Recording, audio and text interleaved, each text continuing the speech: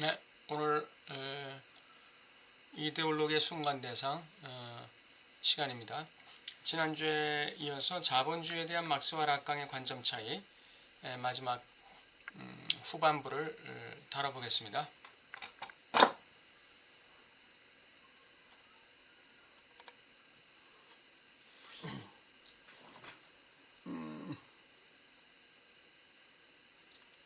잘 보이실까요?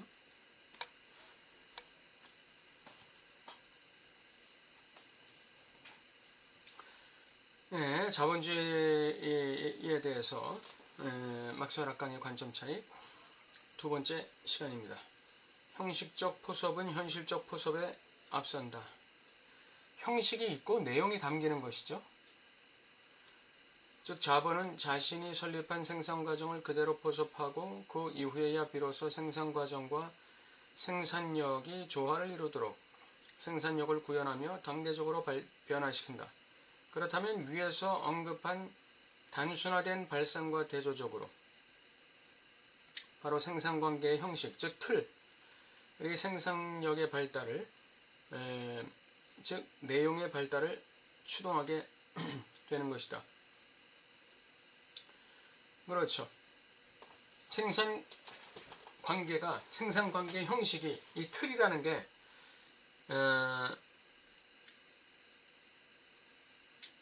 그 이전 관계라는 것은 어떤 관계인가요? 그 통속적인 그 변증법적 관점을 얘기하는 것이죠. 그래서 생산 관계의 이 형식이 생산력이라는 내용을 어느 정도 추동하다가 한계에 도달한다는 것이죠. 그렇게 되면 생산 관계의 형식을 대대적으로 혁신적으로 개혁하지 않으면 생산 양식은 스톱한다. 즉 생산력 발달은 더 이상 진전이 없다. 이거 이제 그 전통적인 그 관점이었는데, 두 번째, 우리는 자본주의적 생산 관계가 생산력의 더 나은 발전을 가로막는 장애물이 되는 시점, 생산력과 생산 관계가 일치하는 시점을 말할 수 있을까? 엄밀히 말하면 그런 일은 절대 일어나지 않는다. 바로 이 점에서 자본주의가 이전의 생산 양식과 다르다. 이전에는 사회적 생산과 재생산 과정이 고요히 순환적으로 운동하는 조화로운 시기, 힘과 관계의 모순이 가중되는 격동기에 대해 말할 수 있었다. 반면 자본주의는 이 모순, 즉 생산 관계의 형식, 그리고 이 생산력이라는 이 양자의 불협화음이 개념 자체에 포함되어 있다. 이것이 이제 자본주의의 특징이에요. 내재화되어 있는 것, 모순이 내재화되어 있는 것이죠. 자본주의는 끊임없이 자신의 생산 조건들을 발달시켜 영구적인 재생산을 지속시키는데 이는 바로 그것의 내재적인 모순 덕분이다. 생산력의 한계를 가져오는 그 생산 틀의 그 이 내재적 모순 때문에 자본주의는 끊임없이 이 자본이라는 그 이 매개체 원동력을 가지고 이 생산 관계에 주어진 틀에서 말하자면 어떤 그 이 소프트웨어적인 변화, 하드웨어적인 변화도 일으키지만 소프트웨어적인 변화를 통해서 자기 자신을 자꾸 환골탈퇴시켜 나가는 것이죠. 우리 사람도 마찬가지 아닙니까? 사람은 고쳤을 수 없다고 그러죠. 사람을 밖에서 고쳤을 수는 없어요. 그러나 그 사람 자신이 자기 자신의 모순과 한계를 깨닫고 자신의 모순과 한계를 스스로 혁신을 통해서 변화시킬 때는, 그러면 그 사람의 그 생산력이 달라지는 것이죠. 그 사람의 삶이 달라지는 거예요. 이 내재적 개혁, 내재적 모순을 통한 내재적 개혁, 이게 중요하다는 것이죠. 지적하고 싶은 것은.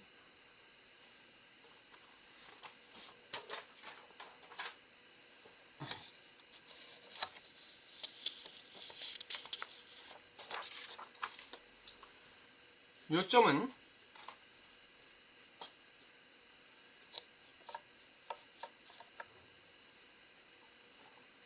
발전이 어떤 시점에서 생산관계의 틀이 생산력의 더 나은 발달을 제한하게 된다는 것이 아니라 전통적인 그런 관점에서는 그렇게 봤는데 통속적으로는 그게 아니라 바로 이런 내적인 한계인 내적 모순 때문에 자본주의는 영원히 발전하게 된다는 것이다. 자본주의의 정상적인 상태는 그 자신의 존재 조건들의 영원한 혁명화이다. 자본주의는 처음부터 썩어 있다. 그것은 균형의 내적 결핍에 의해 치명적인 모순과 불협화음에 의해 낙인 찍혀 있다. 그런데 바로 그 이유 때문에 그것이 끊임없이 변화하고 발달하는 것이다. 예. 그 기독교에서 그 부활은 어디서 오나요? 부활은 죽음에서 오는 것이죠. 죽음에서 오는 것입니다.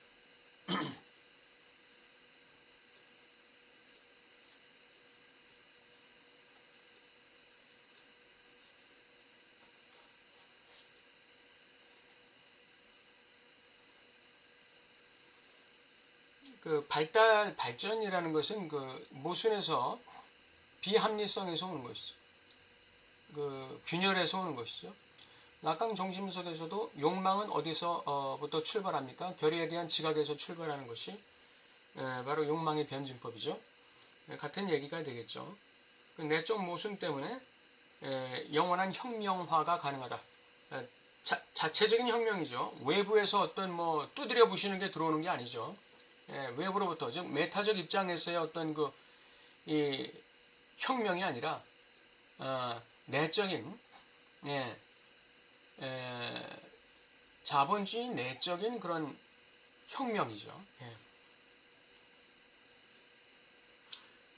끊임없는 발전은 자본주의가 자신의 근본적이고 구조적인 불균형이 그 모순과 타협해서 그것을 계속해서 다시 한번 해소하려는 유일한 방법이다. 따라서 그것의 한계는 제한이라기보다는 발달의 원동력이다. 생산관계라는 틀에 그런 그 어떤 한계는 그 장애가 아니라 발달의 원동력이다 이거죠. 여기서 자본주의 역설, 자본주의의 최후 수단이 있다. 자본주의는 자신의 한계를, 자신의 무능력을 힘의 근원으로 변형시킬 수 있다. 이것이 이제 그 막스가 간과한 것이죠.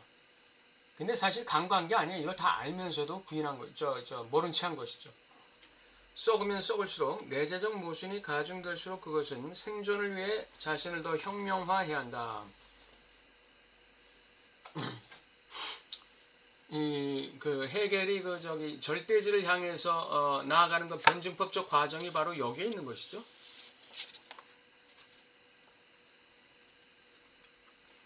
내적 모순 때문에 그 헤겔의 변증법도 절대지를 향한 끊임없는 자기 발전을 이루어 나가는 것이라고 할 수 있죠. 잉여 향유란 단순히 어떤 정상적이고 근본적인 향유에 달라붙어 있는 잉여분이 아니라 미끄러짐이 아니다. 향유는 오직 잉여 속에서만 나타나며 구조적으로 항상 초과분이기 때문이다. 만일 우리가 이 잉여분을 빼버리면 우리는 향유 자체를 잃게 될 것이다. 이는 오로지 끊임없이 자신의 물질적 조건들을 혁명화함으로써 생존할 수 있는 자본주의가 만일 그 자리를 멈추게 되면 만일 그것이 내적 균형을 성취하게 되면 존재하기를 멈춘다. 항상 잉여분은 초과분이다. 태산에서 그 알갱이 하나가 무슨 그 대단한 것이겠습니까? 그것은 잉여분인 동시에 그는 초과분이에요. 태산에 있어도 그만 없어도 그만한 그 초과분이라는 것이. 그건 버려도 돼요. 그런데 그 초과분인 흙 알갱이 하나가 태산의 정체성을 바꿔버리는 것이죠. 이전의 태산과 그 알갱이 하나가 첨가된 태산은 완전히 다른 태산이 되는 거예요. 항상 향유는 잉여에 부착되어 있다는 것입니다. 전체에 부착된 것이 아니라 잉여에 부착되어 있다. 여자는 남자의 초과분입니다. 여자는 남자의 잉여분이에요. 태초에 아담의 갈비뼈를 하나 떼서 여자를 만들었는데 그렇다고 해서 여자가 남자보다 못한 존재냐? 절대 그렇지 않죠. 남자에게 여자가 만약에 여자라는 잉여분이 없으면 남자에겐 전체적인 향유가 없는 것이. 남자가 재산이 많고 권력이 많으면 뭐합니까? 배우자가 결여되어 있어요. 그러면 그 향유가 존재적인 향유가 없는 것이죠. 똑같은 거예요. 향유는 전체 속에 묻어 있는 게 아니라 미끄러짐 속에, 즉 잉여분, 초가분에 묻어 있다는 것이죠. 이 잉여분을 빼버리면 향유 자체가 사라진다. 6번. 이것이 바로 잉여 가치, 자본주의적 생산 양식을 가동시키는 원인. 잉여 가치와 욕망의 대상 원인으로서의 잉여 향유 사이의 상동관계다. 잉여 가치가 자본주의의 잉여 가치가 전체적인 가치에 부수되는, 말하자면 이 부가가치죠, 부가가치. 우리가 그 부가가치세라고 말하는 거, 예, 그 부가가치, 그것이 바로 자본주의가 계속 혁신되고 더 발전하게 만드는 원동력이지 않습니까? 그 부가가치라는 게 바로 잉여가치 아닙니까? 잉여가치. 이것은 락강이 말하는 대상A와 같다. 왜? 대상A는 그 결여를 지각할 때 거기서 삐져나오는 어떤 대상이란 말이에요. 환상의 대상이란 말이에요. 근데 이것이 주체에게 욕망을 유지시키고 욕망의 변증법을 돌리게 하는 원인이 되는 것이죠. 그래서 우리는 대상A를 욕망의 대상이자 원인이다, 이렇게 얘기하는 것이죠. 욕망의 대상 원인으로서의 잉여 향유 사이의 상동관계다. 광적인 활동을 통해, 다시 말해 근본적 무능력의 외적 형태로서의 과도한 힘을 통해 자신을 해소하고 재생산하는 근본적 장애물의 역설적인 위상학, 즉 자본운동의 역설적 위상학은 바로 락강이 말한 근본적이고 구조적인 결여를 구현하는 잔여물인 대상 A의 위상학이다. 자본주의가 발달하게 하는 이 근본적이고 구조적인 그 역설적 대상, 역설적 주체, 그것이 바로 그 잉여가치라는 거예요. 예. 그렇듯이 락강도 말하자면 그 주체에 꽉 찬 주체에서 미끄러지는 어떤 그 결여, 잉여, 초과, 예, 이것이 바로 주체의 근본적이고 구조적인 결여를 구현하는 장애물이다, 이렇게 얘기했습니다. 내가 자아 입장에서는, 의식적 자아 입장에서는 꽉 찬 줄 알았는데 거기서 미끄러지는 게 있더라 이거죠. 그것이 바로 주체의 근본적이고 구조적인 결여를 구현하는 잔여물이다, 이렇게 얘기하는 것이죠. 그 결여가, 그 결여에서 나오는 게 뭡니까? 대상이가 되는 것이죠. 그래서 이 잉여가치라는 것이 자본주의를 돌리는 원동력이 되는 것과 같이 그 잉여 향유라는 것은 그 욕망의 변증법을 돌리는 원동력이 된다. 그걸 이제 비교해서 설명한 것이죠. 이 모든 것을 잘 아는 막스는 그의 정치경제학 비판 서문에서 마치 그것을 모른다는 듯이 말한다. 생산력이 일정 정도를 초과하면 자본주의적 생산관계는 생산력의 더 나은 발달을 저해하는 방해물이 된다는 통속적 진화론적 변증법의 관점을 막스는 주장한다. 이러한 불일치는 사회주의 혁명에 대한 필요를 낳는다. 이게 이제 외부로부터 침투하는 혁명 아닙니까? 이게 이제 메타적인 관점이죠. 락강이 말한 것은 뭡니까? 메타 언어는 없다는 것이죠. 예. 이런 사회주의 혁명이 바로 메타 언어예요. 물론 사회주의 혁명의 기능은 생산력과 생산관계의 재조정을 통해 생산력을 역사적 과정의 목적 자체로 좀 더 심층적으로 발달시킬 수 있는 생산관계를 수립하는 것이다. 그런데 생산관계의 내재적 모순을 통한 발전이 아니라 생산관계의 외재적 해체를 통한 발전이기 때문에 여기 문제가 있는 것이죠. 이러한 실수에 대한 역사의 아이러니한 복수는 오늘날 이런 생산력과 생산관계의 통속적 진화론적 변증법에 완전히 부합하는 듯이 보이는 사회가 현존한다는 사실이다. 이 막스의 이 프롤레타리아 혁명, 사회주의 혁명의 그 모순점을 분명히 알면서도 이거를 반복하고 있다 이거예요.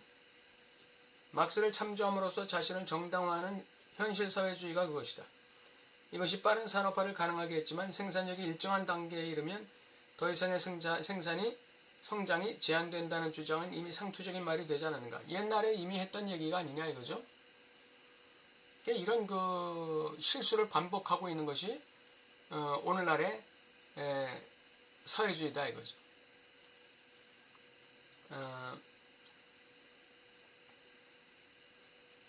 이러한 그 막스의 그 이 외적인 침투로서의 사회주의 혁명, 자본주의를 전복시키는 사회주의적 혁명이 이제 문화적으로 발달하면 이게 하나의 그 동성애, 젠더 이론, DEI, Diversity, Equality, I, 포용성이죠. Involvement인가요? 포용성이죠. 예, 이런 주장. 그 다음에 LGBTQ. 그 다음에 이 소수자의 인권. 뭐 이런 쪽으로 진화한 것이 아닌가. 그런 것들이 이제 외적인 침투로서의 어떤 혁명적인 어떤 요소죠. 예. 오늘은 자본주의에 대한 막스와 락강의 관점 차이 후반부 마지막을 다뤘습니다.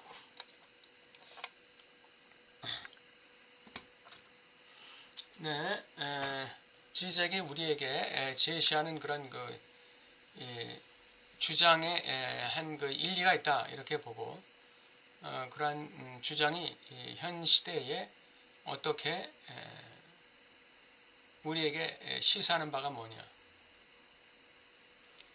그런 것들을 막시즘과 락강이언의 주장을 비교하면서 한번 생각해 볼 수가 있겠죠. 만약에 내가 가지고 있는 어떤 내가 가지고 있는 어떤 단점이 외적으로부터 오는 어떤 그 위협과 이 강압에 의해서 내가 고쳐진다면 이게 진정한 그 발전이 될까요? 의도 터지는 게 무섭고 죽기가 무서워서 내가 외적인 압력에 의해서 내가 만약에 나의 그 모순과 단점이 고쳐질 수밖에 없고 고쳐야 하는 어떤 위협과 강압 속에 내가 처해 있다면 이게 나의 진정한 발전이 될까요? 네. 그런 점에서 우리가 조금 생각해 볼 필요가 있지 않는가 그런 생각을 합니다. 네, 오늘 여기까지 하겠습니다. 감사합니다.